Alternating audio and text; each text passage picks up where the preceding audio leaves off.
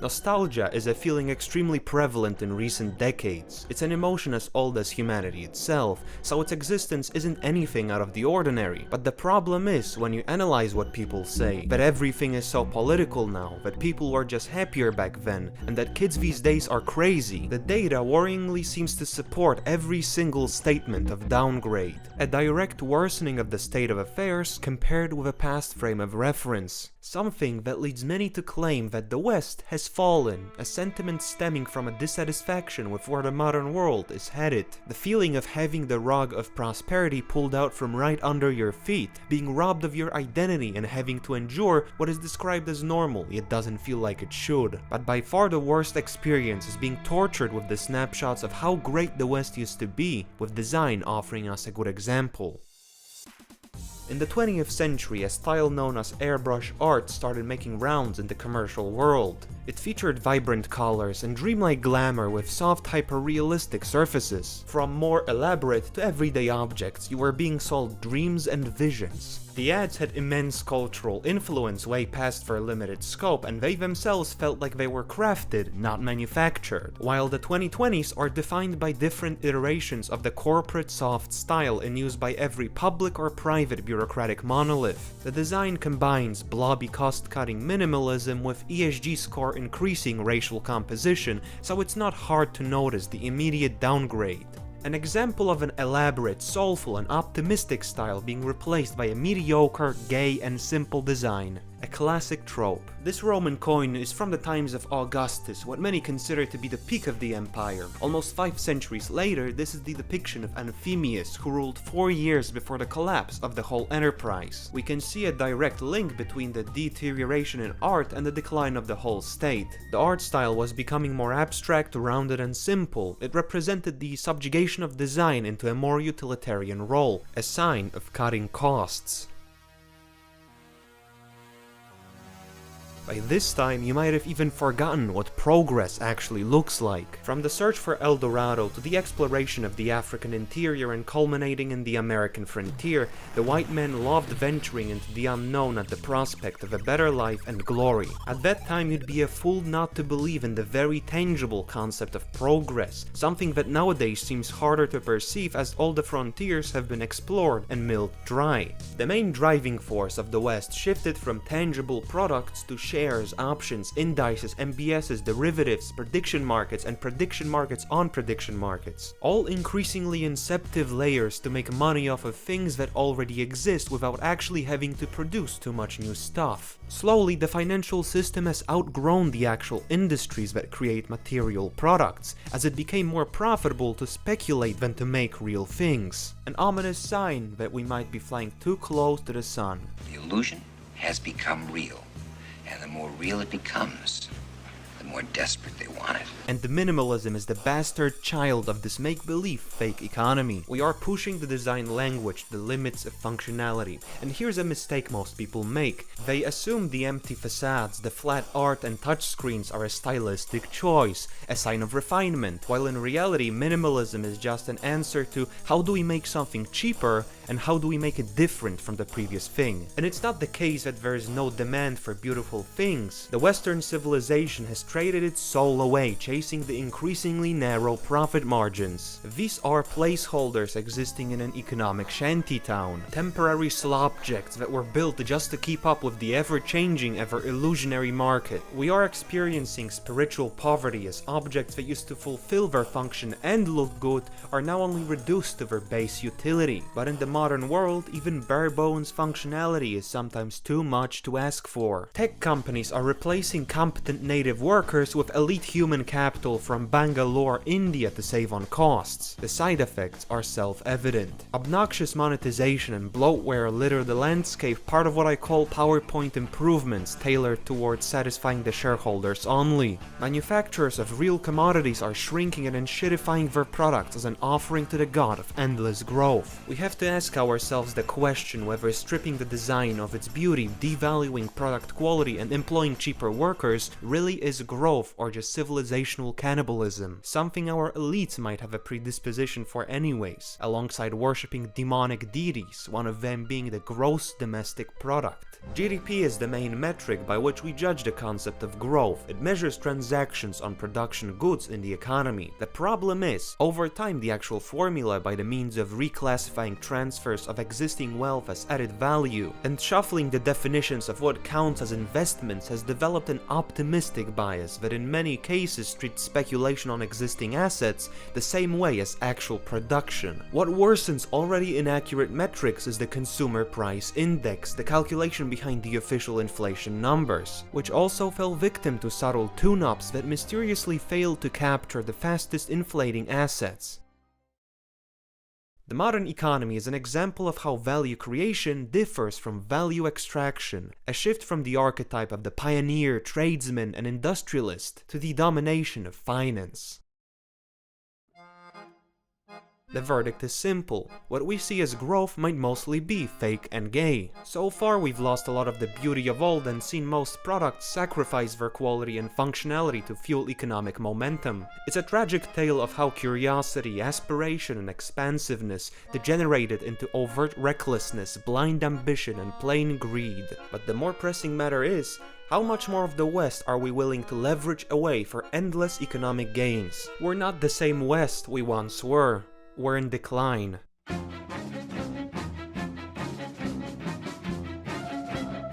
Out of the way, Goyam. You're changing tax policies to suit the middle class. Listen, Mr. Shapiro, all this economic strain is lowering the white birth rate. That's exactly the point. We want Goyam working as much as possible. Souls don't matter. GDP per capita does. When will you learn?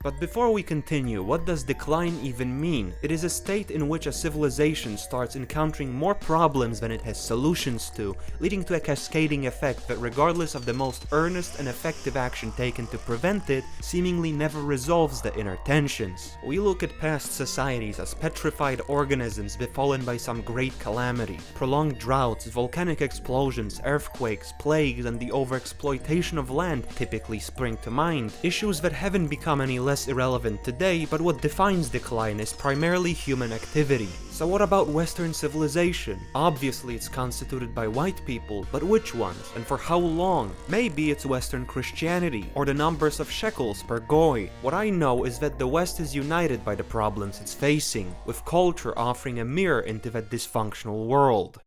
Every civilization has its own founding myth. Honor, perseverance, and a struggle for freedom are the typical themes adorning it, but in the case of the modern world, that imperative value is progress. No, not this one, the new definition. The West is supposed to be on a mission to bring equality, social justice, and movies about strong black women to the world. So what progress have we made since the end of the Second World War? Initially the pictures fell under Hays Code. This meant they were forbidden to touch upon subjects deemed too sexual, controversial, or obscene. As you can probably tell, these regulations didn't last. Soon the movies were making fun of the stiff traditional values of old, presenting more sexually prominent themes, and even dabbling in drugs. This period of reasonable woke was the climatic optimum for writing and filming technique. The giant that was American cultural influence exists courtesy of the more blunt visions of the world and the increasingly controversial writing. Soon the movie industry developed a liking for making critiques of society, something that will become a permanent fixture and a premonition of things to come. In the mundane and absurd nature of the late 20th century, nihilism is embraced, because nothing matters. Except black people do, dumbass. Soon we enter the woke hell of today.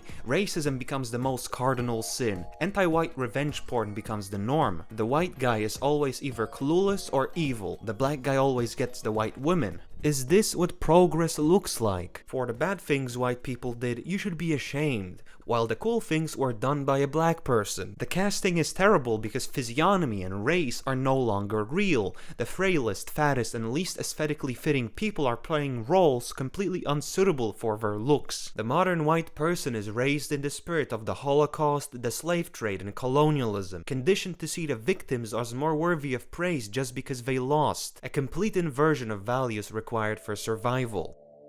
In the animal kingdom, when you remove the threat of predators and material scarcity, the organisms will often start undergoing a process of dysgenic selection. A lack of direct selective pressures leads them to develop traits that would make them incapable of survival in normal circumstances. One such trait is the vanishing of wariness for predators, something that seems to perfectly define the political advocacy of the modern leftist, a maladapted product of unseen before prosperity leading to naivety and complacency to danger. When you look at many of them, you'll realize maybe they're subconsciously trying to eliminate themselves from the gene pool anyways. Many studies seem to agree that leftists are on average less attractive than their right-wing counterparts, this being exponentiated by prevalent mental illness. It doesn't make any side right or wrong on its own or deny the existence of interesting-looking right-wingers, but it explains the leftist hatred towards beauty. A good case study is Zoran Mamdani's wife. Her art, apart from being staunchly anti-Western, also reduces humans to look only as good as she does, not one level above her own looks. It reflects a feeling of inferiority often seen with non-white women comparing themselves with whites. The leftist sense of beauty is built off of a hatred for everything that might signal white people being healthy, beautiful, and powerful. Their moral compass is forever that of a middle school teacher trying to shelter the less proficient kids from the excellence of the outperformer. They want to make sure no anomaly like the Western civilization ever happens again. For them, the only aesthetic option is the one with more twerking black women. Classical beauty short-circuits their vision of historical victimhood being morally better, as their perception of aesthetics is a similar case of mass delusion, like when everyone agreed these things have any value at all. It's hard not to notice that our culture is suicidal. We like to make fun of how stupid animals are for being deceived into their own doom or evolving into malformed freaks, but at the end of the day, we're no better than them as a species.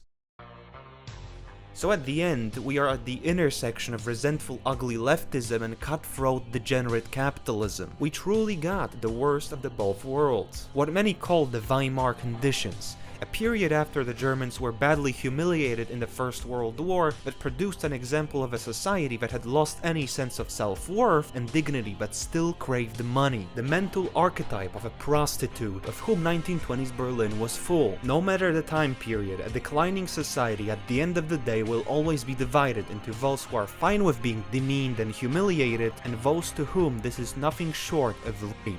Unfortunately, and this is not an endorsement but the law of history, every action has its equal and opposite reaction.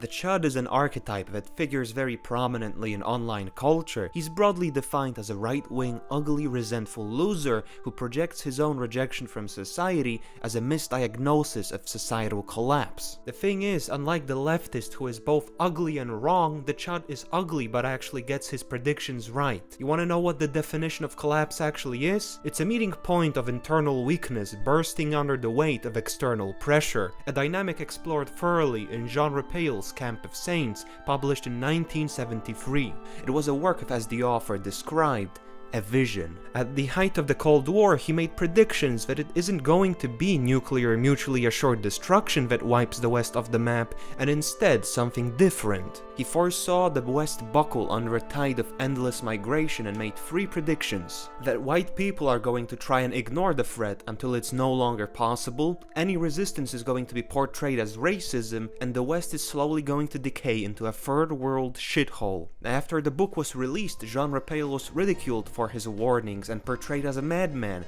yet 50 years later reality would prove him correct, because at the end of the day, the Chud is always right.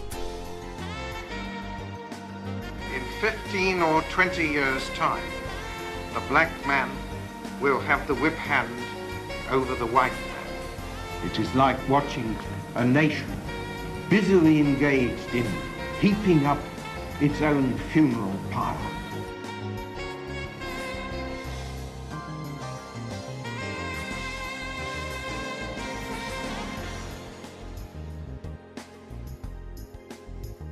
So far we've seen economic shortcomings and cultural decay, which lead us to societal decline. What makes an organism function are the many individual cells working together in perfect synergy, and as reflected in the microcosmos, the gravest threats come from the outside. How did we get here? After the Second World War, the narrative around race predictably changed. From now on, every human is equal and has all the mental and cultural capacities to be elevated into a civilized society. This rule was put to the test when Western governments opened the tap. Most people were against migration, while both sides of the spectrum ended up supporting it.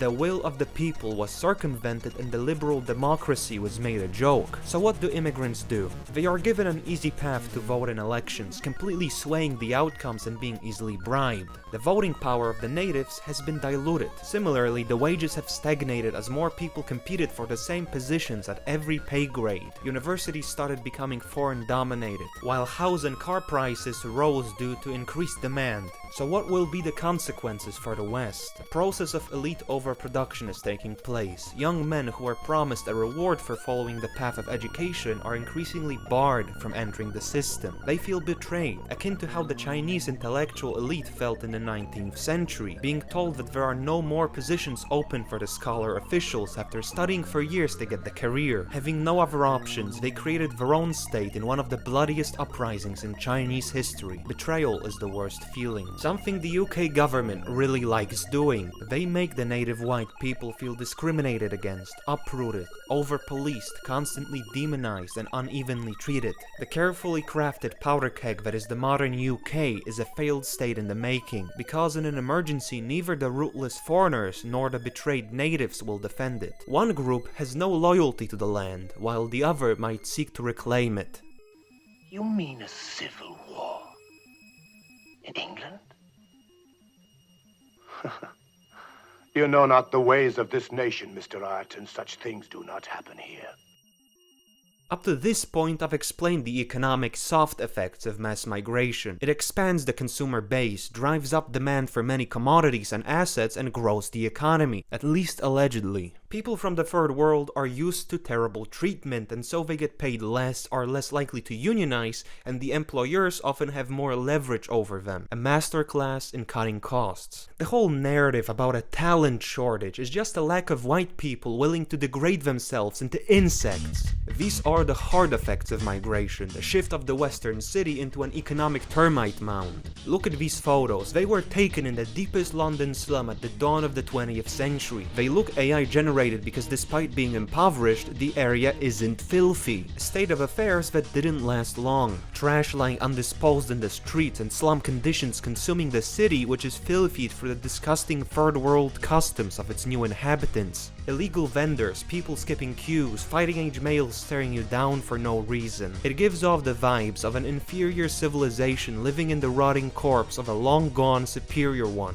It happened in former colonies when white people left, and it will happen when the former colonial subjects make their way to the West. The correlation between everything getting ugly and their arrival is simply too hard to ignore. The process of UKification is starting to corrupt an increasing number of countries, even those that so far stood valiantly against the tide of migration. In Canada, immigrants are slum-maxing with multiple families renting a single house. The sights you see give off the vibes of barbarians walking amongst the ruins of Rome. The landscape reflects how immigrants do not uplift the environment, but drag it down to the level of where they came from. We have regulations that stifle innovation and make life harder for the common man, all in the name of saving the environment. All the while we import people unacquainted with the concept of respecting it in the first place. There is an uncanny aesthetic of people who are straight from the 13th century walking awkwardly amongst advanced Western infrastructure, not quite knowing how to use it, looking extremely out of place. The anti-terrorist barriers might be a staple of the Christmas season, but hey, at least the street food makes the diversity worth it. Ethnic conflicts are being transplanted from the third world onto Western soil. Conflicting groups with thousands of years of cultural resentment are forced to live within a single powder keg waiting to explode. It seems like every cool thing white people build, unless you surround it with a 20-foot wall, is going to get swamped with the modern equivalent of the Bronze Age sea peoples destroying everything you hold dear. Such is the case with the internet. You see, most AI slop accounts on Facebook, Twitter or YouTube are run by third worlders. From an economic standpoint, it makes sense. Getting paid $32 per million views might sound ridiculously low, but for a guy from Dhaka, Bangladesh, that's a living wage. Someone might say, then just fix these income inequalities and the problem will be gone. First of all, gay. Second of all, there's another fix, but you're not gonna like it.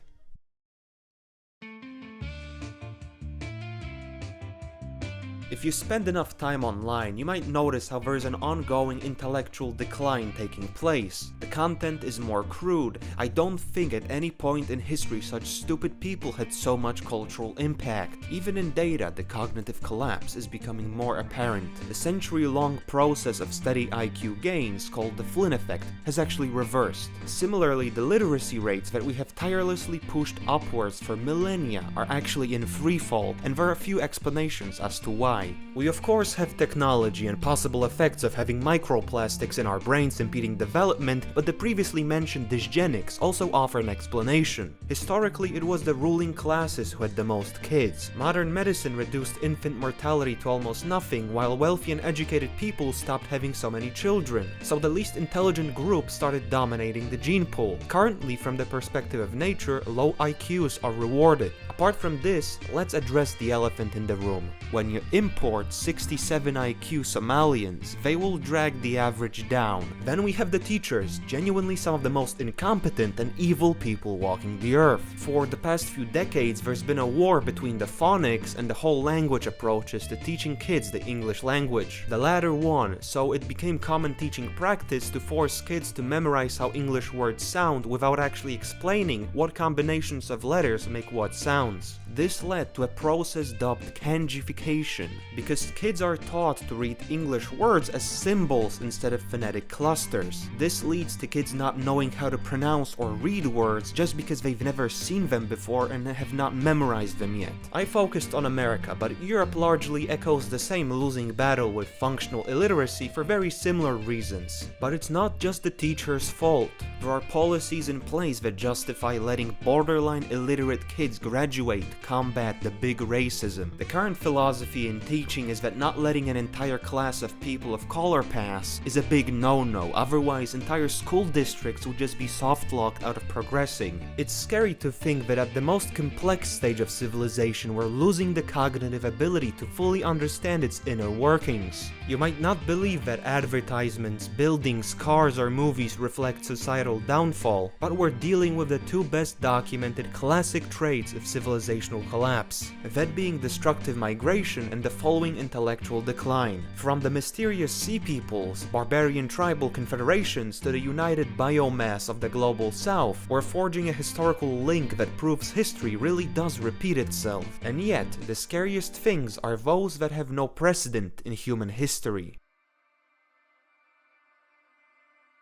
In 1962, a researcher at the National Institute of Mental Health by the name of John B. Calhoun published his findings on an experiment that would go on to be dubbed the Rat Utopia. The animals, placed in an enclosure with abundant food and shelter, started developing social pathologies as the population grew. The males either retreated from society or became hyperactive rape missiles, while the females lost all interest in maternity. This study was criticized for its methodological flaws, but was never fully replicated again due to ethics restrictions, and yet some say it has been. Calhoun has somehow managed to reverse engineer the modern world. As humans venture further into unknown territory in an increasingly unnatural society, we get to experience for ourselves the unforeseen consequences of the Industrial Revolution. Contrary to the classical forms of societal decline, we're exploring new levels of deviation from the norm, and when you focus on women, the insanity really becomes apparent.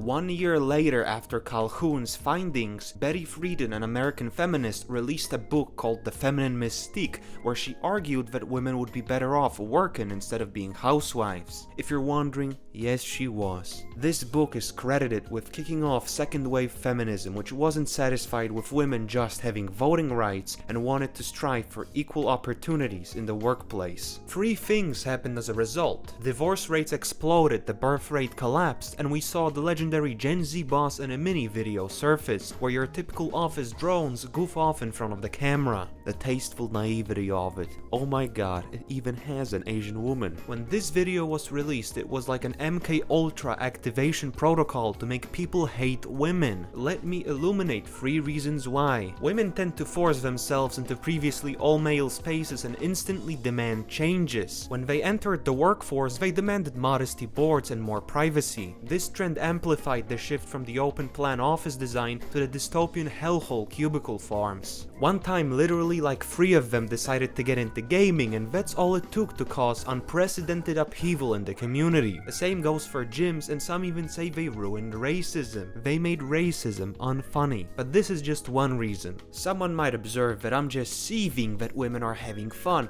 and here's your mistake, they are not having fun. Despite getting all the leeway in the workforce over the past 60 years, their life satisfaction has declined relative to men. It just so seems like being an epic girl boss is more mentally taxing than previously anticipated. As the feminist saying goes, only work can set you free. Francis Parker Yockey once said that feminism liberated women from the natural dignity of their sex and turned them into inferior men. Which I do not agree with, but it definitely made them sadder. It might just be that the corporate meat grinder is an unnatural hellhole that results in increasing social pathology. What's interesting is in many cases the more money a guy makes, the more likely he is to have kids, while women prefer killing them, building shareholder value, and paying taxes, I guess. We're one step closer to turning every human into an economic unit. You know, I always wondered why death is often personified as female. It might be because Western society is going extinct as a result of their lifestyle. While this video is the contemporary version of the Dance of Death, where many women choose being a mentally unwell, perpetually 16-year-old hedonist over fulfilling their most biologically basic service towards society,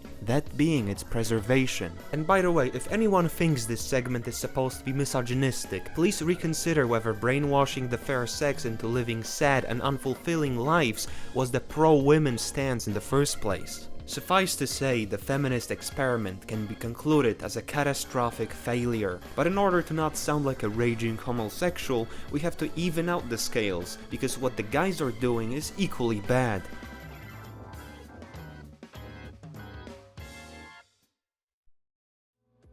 Would you rather let in 1 million more Indians into England or never watch football again? Oh, I'll have to let him in.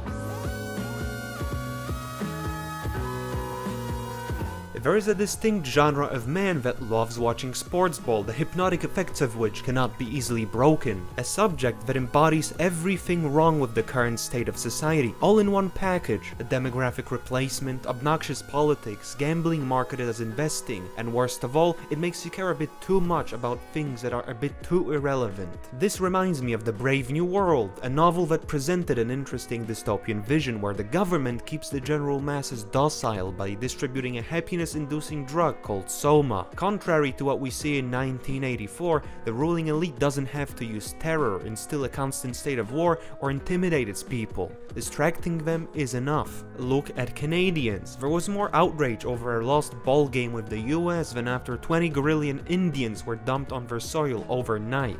As the ancient Roman poet Juvenal once wrote, "Give them DoorDash and sports ball and they will never revolt." And before someone accuses me of being petty, I have no problems with sports. Actually, I believe they are beneficial to society. But when you reduce actual sport participation to mindless consumption, the urgent circumstances of our countries turning into global Brazil would find a better use of that rage and emotion. In the historical cycle, we might just be the weak men creating bad times, where our instincts of tribalism and identity are replaced with a guy called Ngubu. So as it turns out, neither men nor women are fully capable of acting out their God-ordained duties of ensuring the continuity of of society in two different, but equally important ways. I always found it puzzling that in the Red Utopia the rodents just lost the ability to preserve their society, and yet we've managed to do the exact same feat of regression ourselves.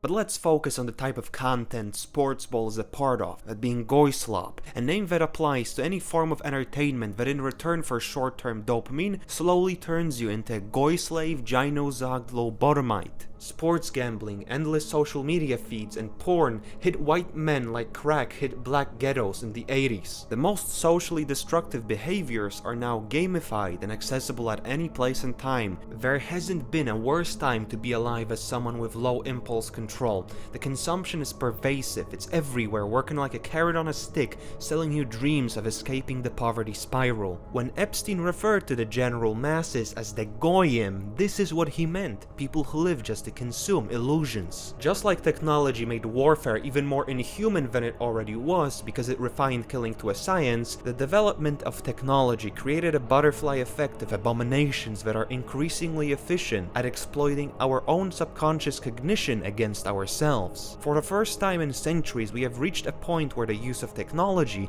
is synonymous with a decrease in life satisfaction. We are victims of our own success. I never thought this is what man-made horrors would look like. No cosmic decorum, just subjugation through pleasure. As a conclusion, one might look upon the Unabomber and his manifesto, his main point being the further we stray from nature into technology, the worse life is going to be.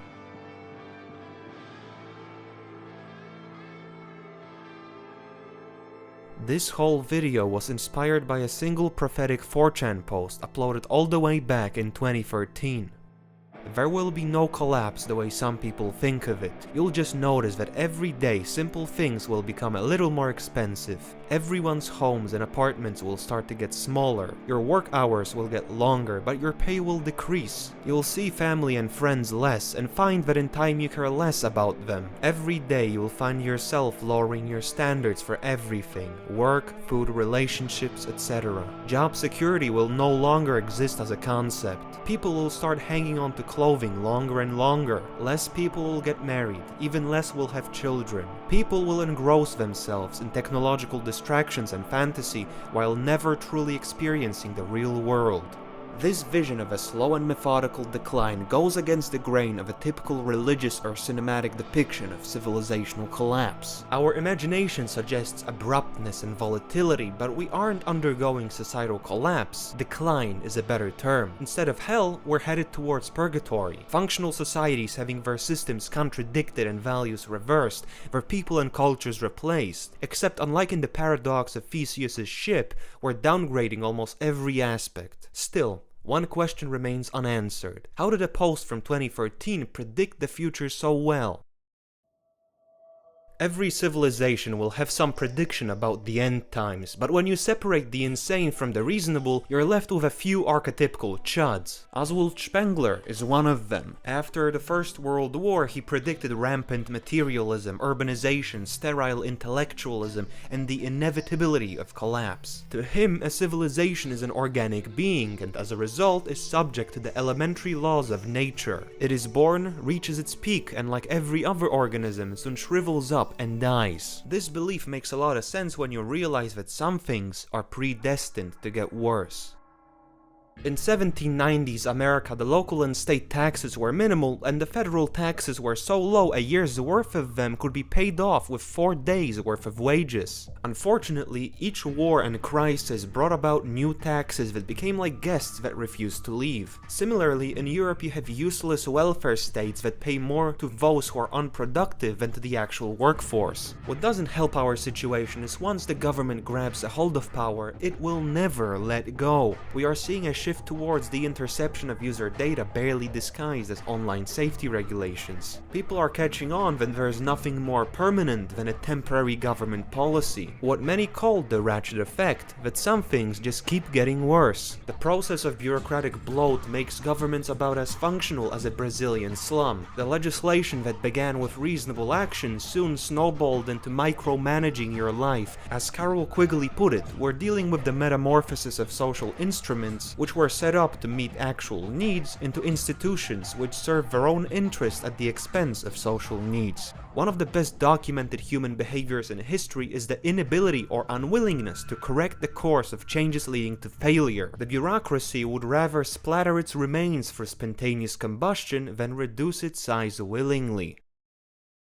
As we can infer from numerous previous examples, when the changes are laid out at a slow enough pace, people will notice really late that something is going wrong. The lack of perception and boundless tolerance are hurting the Western consumer, citizen, and taxpayer. It's not just the system at fault, but also its subject refusing to act when being boiled alive. But before we continue, when did this decline in living standards actually begin? Upon examining the starting point of rising inflation, gas prices, house prices, wealth inequality, feminism, immigration, and aid to Israel, we can accurately say the 60s and 70s. But one trend stemming from these decades, forgotten by many, is the Great Decoupling. It saw wages stagnate while productivity grew thanks to technical innovations aiding in workflows. There are many who believe further developments will help humanity, but for the past 60 years, those benefits have been largely intangible for the common man. So here's the thing, I painted a very gloomy picture of a slow and inevitable descent into madness. But many argue technological growth is going to pull us out of the mud, that prosperity is rising worldwide, and that the adversity of nature has been tamed. What I described as making people retarded, disenfranchised, and sad has traditionally been understood as progress. Granted, automation could disincentivize the inflow of slave labor into the West, so there are two sides to every argument, and I'll make the case that both the pessimist and optimist can be right at the same time. The reason why it's possible is we're in a process of transformative limbo, slowly decaying in a weird state where some people lose everything they cherished, while others become relatively wealthier as the world equalizes into a single interconnected cesspool. Civilizational decline is a matter of perspective, as the already rich will just accumulate more, and the extremely impoverished have means of improving their circumstances. It's the people with regular expectations from life that get reaped. We're entering the era of asymmetric collapse and weird uneven growth, where some groups are elevated into wealth and have all the reasons to be optimistic, while others are cast into a spiral of disappointment. All the necessities are getting more expensive, while the tools of your enslavement are abundant and cheap. The whole economy stagnates while a handful of companies carry the bulk of growth, and actual innovation is limited to a very narrow field while most products just inshitify. To add insult to injury, ideologies that swore to fight corporations actually just did their bidding. We're stuck in a progress trap, chasing a fraction of our past growth by destroying our society with each step. Not to mention that whether with the technology hell-induced mental health crisis or dysgenic selection caused by advancements in medicine,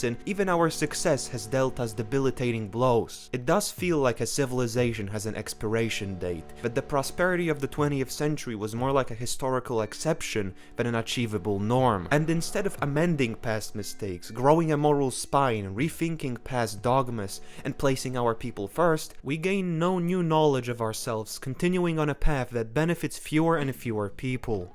The reason why something feels wrong with the current state of society is a result of the very foundational tenets of the contemporary world being nullified by reality itself. The growth we see is largely subjective. The instincts of empathy and openness have been usurped to force foreigner-induced misery onto the natives. The roles of both men and women have been twisted into unrecognizable forms. Technological advancements are starting to seem more concerning than fascinating, and the government, it will not take care of you. It's no longer public versus private institutions, but economic organizations versus the economic unit. An individual robbed of their culture, nationality, and traditional gender roles, depraved in their pursuit of dopamine, a member of a society increasingly resembling the Star Wars cantina. The Western civilization as of now is on a trajectory towards prolonged agony, but it isn't over yet. We need to make an important distinction between declinism, a belief that the West is succumbing to entropy, from defeatism, which just says it's over and there's nothing we can do about it. The big difference is, while one surrenders to collapse, the other sees it as a rallying call to action.